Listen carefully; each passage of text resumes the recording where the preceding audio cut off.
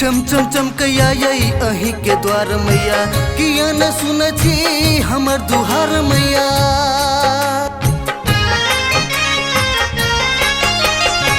चम चम चमकैया यही अही के द्वार मैया, किया न सुन छी हमर दुहार मैया।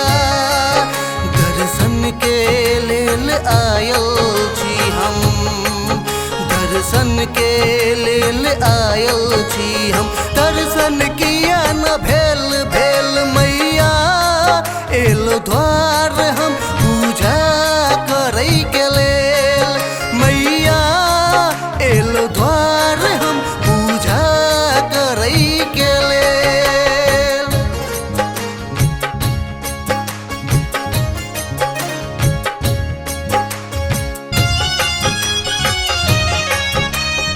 अपने सुन रहे छी MM प्रोडक्शन की प्रस्तुति।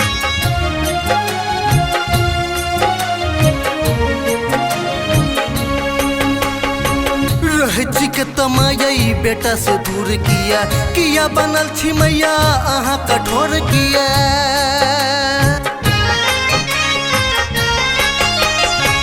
रहची के तमाई बेटा से दूर किया, किया बनल छी मैया अहाँ कठोर किया। दर्शन के